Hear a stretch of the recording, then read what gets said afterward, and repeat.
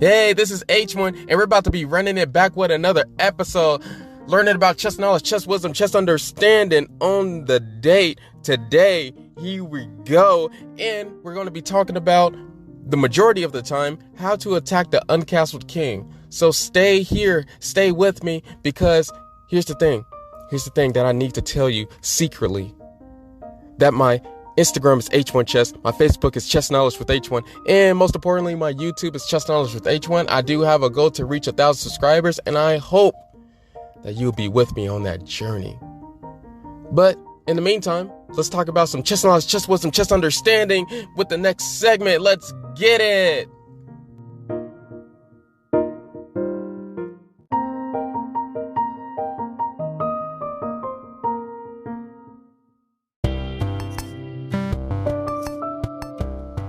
Hey, this is Chess Knowledge with H1, and the sponsor of today is Anchor. You know what? Have you ever wondered, man, I just want to talk, and I want people to listen to me, and I don't even know where to start? Well, H1 would suggest Anchor. First of all, it's free. They have their own creation tools so that you can record and edit your podcast right from your phone or computer. And now they have this new feature where you can add any song from Spotify directly to your episodes. And plus, one of my favorite features, Anchor will distribute your podcast for you so you can hear yourself on Spotify or Apple Podcasts or many more stations. And then, plus, you can make money from your podcast with no minimum listenership. Man, I almost messed that up. Okay. And then it makes everything simple for you since everything is in one place. So this is the thing. If you want to start your podcast right now, download the free Anchor app or go to anchor.fm to get it started. Anchor.fm to get started. Thank you for listening, guys. H1 out.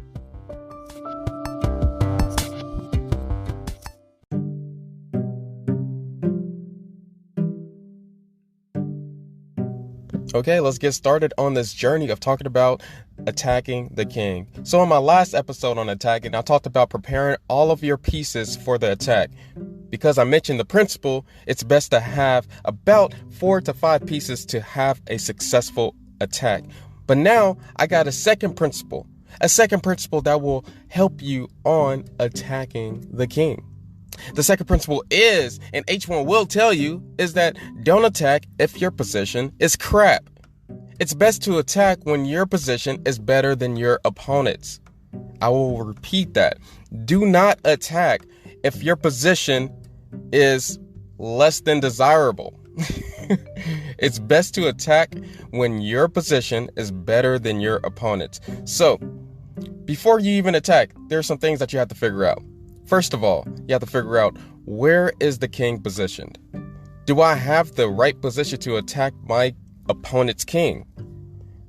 And by that saying, I mean that the pieces should be aiming at the opponent's king. Okay? So when you look at the position, look at your pawns, see if they're aiming at the king. Look at if the position is closed.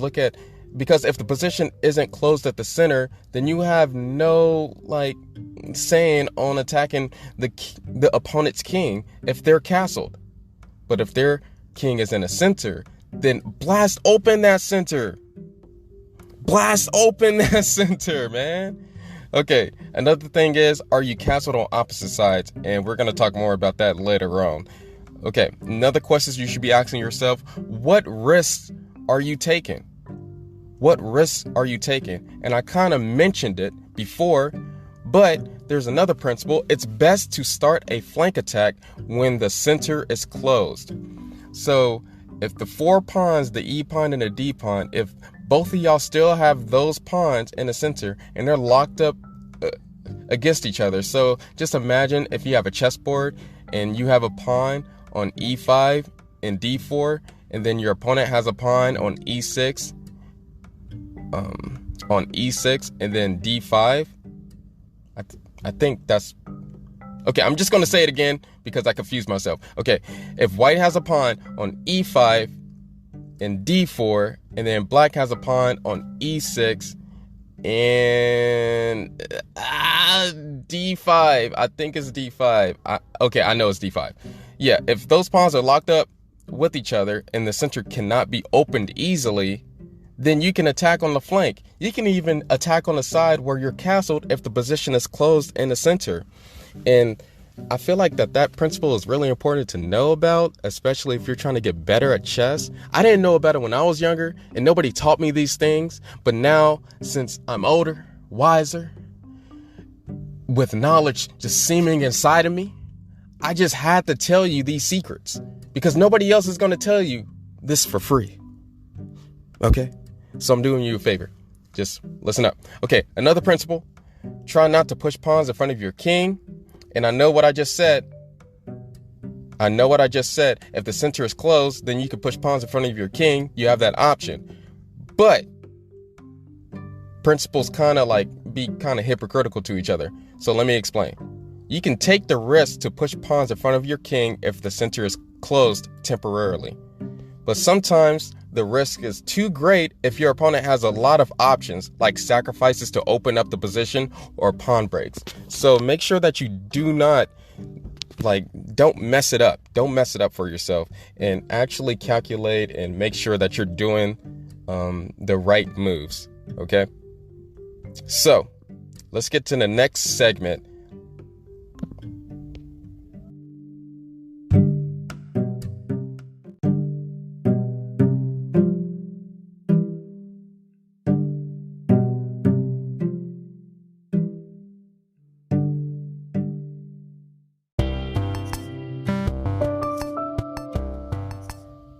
This is the waiting room segment. Chess quotes by H1. And the quote of today is, if you see an opportunity, why not take it? Why not take it? Why not take it? Thank you for listening.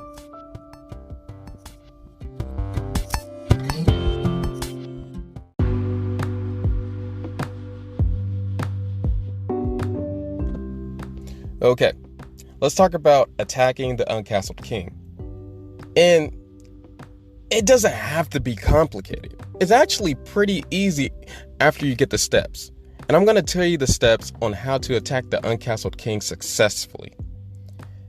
Now, when you picture that king, and it's uncastled, and it's in the center, you have to think about, what is your king doing? What is your king doing that makes your king better than your opponent's king? Because when you attack the king that's in the center, you have to make sure that your king is not being attacked too, and that your king is safe to the side. So take care of that before we talk about attacking the uncastled king. It can happen. It can happen though. You can attack their king with the right calculation, but it just makes it harder, especially if you're playing blitz and things of that nature. It's just good to have that principle in there. Make sure your king is safe. Make sure your position is superior than your opponent's before you start attacking. Okay, so everything's going correct. You're getting the chance to catch your opponent slipping, and they haven't castled. But is castling everything? What do you mean? Well, there are still some qualifications to getting the successful attack we all want. So the number one question you should be asking yourself in this situation is this: is the position closed or open? Because if the center is closed, then chances of attacking are very slim. It's probably not going to happen. But if it's open, then get prepared to take advantage of your opponent's uncastled king, because you will never get that advantage ever again if you just start wasting moves. So you have to take that initiative, take that opportunity. You remember when I was talking about taking opportunities in a past episode? If you don't take that opportunity, then you probably will lose that winning chance, and you most likely will not get it again if you just keep on being a coward. But with chess, we don't cower, okay?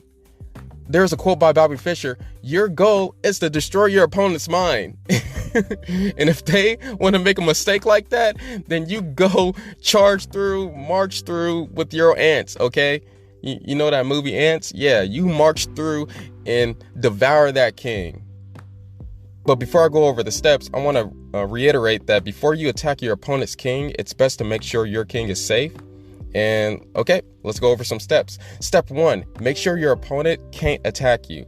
Look out for your opponent's threats first. Remember when I was talking about the thought process, what you should be doing? Well, first of all, look for your opponent's threats. It would be a dang shame if you started like to open up the center and then your opponent has like checkmate a 1 on the h2 pawn or something, the queen and bishop combo, or like one check just disrupts the whole attack and they have like a big counter, or if they have a fork that was right behind the pawn that you pushed and things of that nature. You don't want to fall for any trust by your opponent because they're going to be on guard. If they're a good opponent, they're going to be on guard 100% of the time. So if you let one of their mistakes slip, then that's bad on you, not on them. Well, they did do the mistake, but if you don't capitalize on the mistake, then that's bad on you. It goes straight back to you, sir. Okay, second step, keep your opponent from castling. This could be attacking the squares between your opponent's king to rook, or this could be making every move a check, capture, or threat. So making forcing moves continually, causing your opponent trouble if they're uncastled. You have to prevent your opponent from castling no matter what if they're uncastled. Do not allow them to move their king to a safe square, because once their king is in a safe square, then your advantage is gone. Dunzo. De nada. I mean, I tried to use a Spanish word, but it didn't work out, okay? Step 3, make sure your pieces are developed. You can't attack without soldiers. Remember, it's best to attack with 4 to 5 pieces. That principle is going to come up repeatedly. It's best to attack with 4 to 5 pieces. You cannot attack if you just have your queen out. How are you supposed to attack successfully if you just have your queen and knight out? 2 pieces can't do a job that's meant for an army unless you're facing a weaker player. And you might be thinking, well, I demolished my opponent's whole area with just a queen. Well, I'm not talking about those opponents. I'm talking about those stronger grandmaster, chess master opponents that you will see above 1600. They're not going to mess around with you when you're trying to attack with just one piece. Real chess players don't attack with one piece. They attack with the whole army. I promise you, it's best to attack with the whole army so that you can confirm that you're going to succeed in your attack. 4th step, blast open the position. Make lines to the enemy king, ranks, files, diagonals. I want to see all of them lit up, all on fire, electricity down the file. I want to see everything. When the uncastled king can't castle anymore because you prevented it, then you need to blast open the position so that you can make sure that the lines, the ranks, the files, the diagonals are good to go when you're trying to figure out checkmating patterns. And if your opponent is worried about their king and their discoordinated pieces, because that's going to happen when their king is being attacked, it's going to be all over for them. And then once you're in this position, once the center is blasted open and the position is open, it's not closed, and you have all your pieces developed and ready to attack, the 5th step, final step, look for forcing moves. Look for forcing moves that could cause a threat every move. Look for checks, captures, and interfere with your opponent's plan every single move. Every single move will have a purpose at this moment, and it should end with checkmate. And if it doesn't end with checkmate, it's okay, it's fine. As long as it ends with you having a winning position, which could be you being up in material or being up a temporary advantage or a permanent advantage. Anything like that, or just being up one single pawn. And I had positions like that where I just got one pawn out of an attack and I won with that one pawn because I promoted it up. Once you get that winning position, which is the main goal out of attacking, then you're good. You're Gucci. You're fine. You're perfect. You're doing your thing. And one more principle that is good to like keep in mind. If you sacrifice material for the initiative, make sure you're gaining something in return. Don't do a sacrifice that you're not gaining nothing. And that just goes to my point of every move should have a purpose. And I know it's like self-explanatory. Of course, every move should have a purpose. You should be always constantly thinking about your move. But some people forget that during a chess game. And sometimes you think you're doing like a move that has a purpose, but you're really not. So make sure that when you're attacking an uncastled king, you have that initiative, okay? And you're gaining like a big thing in return. So let me go over these steps one more time so that you can get it and then that you can remember, okay? Make sure your opponent can't attack you. Keep your opponent from castling. Make sure your pieces are developed. Blast open the position. 4th step. 5th step, look for forcing moves to finish off that king. And if you follow these steps, you will have successful attacks on the uncastled king.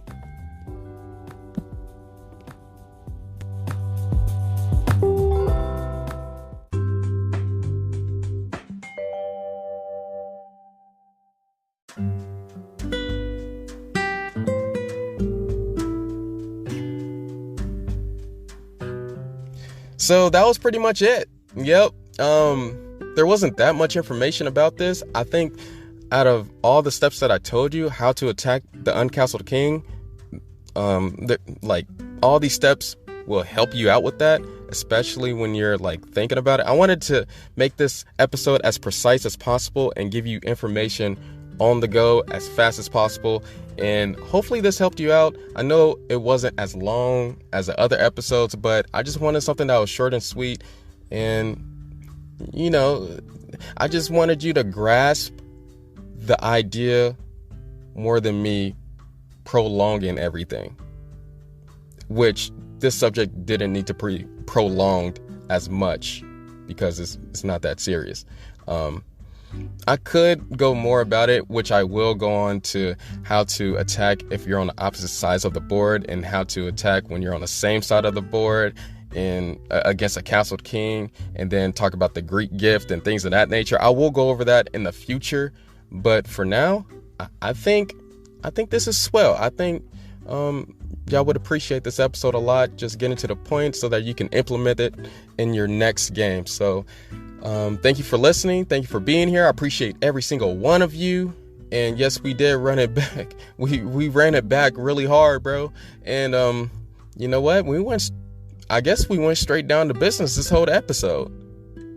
Yes, sir. Yes, sir. Yes, sir. Yes, sir. H1. I will see you next time. See you next week.